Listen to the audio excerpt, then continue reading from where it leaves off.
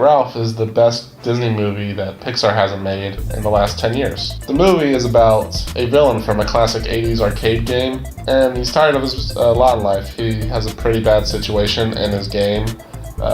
He lives in the game called Fix-It Felix Jr., and he's always treated like the villain, even though the game's over. The games, they're like Toy Story. Humans leave, the characters in the video game interact, and everybody treats the villain like crap, even when the lights are done and the humans are gone.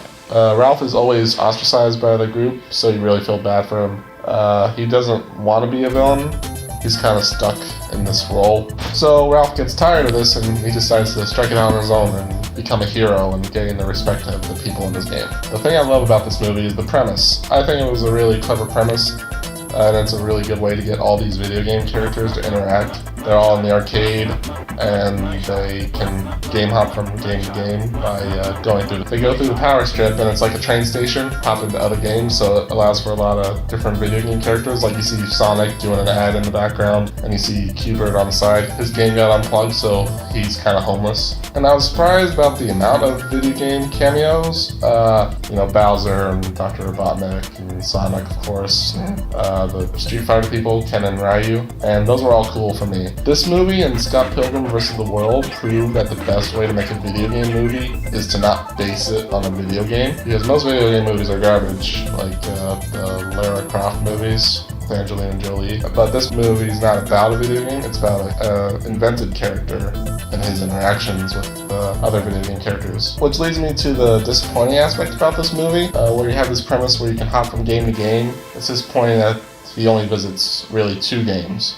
One's kind of a Call of Duty parody, one's kind of a Candyland Mario Kart mashup. But you have this premise where you can visit any game in the arcade, and they don't really do a lot with it. Like, it's cool to see Street Fighter characters, but I want to see Ralph go into the Street Fighter world and interact with the characters and, fight, see how that goes. There's a lot of small Easter eggs in the back, like Ralph runs by Sonic and he hits him and Sonic drops some rings. There's also some graffiti in the background, and it says Leroy Jenkins. That made me laugh a lot. There's also a really nice touch when it comes to the graphics. Like the newer games, like the Call of Duty parody, have more realistic character designs, while Ralph and the people in his game are move in a more 8-bit style, and they look cartoony. I think that was a nice touch. So the main bulk of this movie takes place in the Candyland Mario Kart mashup that I mentioned, where Ralph meets this little girl, and she's kind of an outcast in her game due to her being a glitch. They do that a lot in video games, where a character is developed and they decide to cut the character, but they leave the character in the code, because it's more trouble to delete the code than to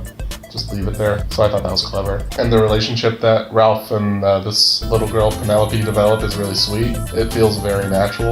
Their interactions, she annoys him because she's played by Sarah Silverman and she's annoying. And they really develop a good bond over the course of the movie. I thought the villain was kind of lame throughout, until the end, where they tied everything back in. Like, there's little sprinkles of the villain and his motivation throughout. And I actually thought it was really clever. I didn't expect it at all, maybe because I'm stupid, but I loved the direction they took it. There's a lot of subplots that kind of drag the movie down in the middle, but they all get resolved in a really nice way in the end, so I don't know if it's worth complaining about, but they slow the pace of the movie down a bit. But I actually really enjoy this movie. It's a shame that it doesn't get as much love as Frozen or Big Hero 6 do, because it's a lot better than those movies. So on a scale of Waluigi to Mario, I'm going to give Wreck-It Ralph a Yoshi. Like and subscribe or don't. I'll see you later. Bye.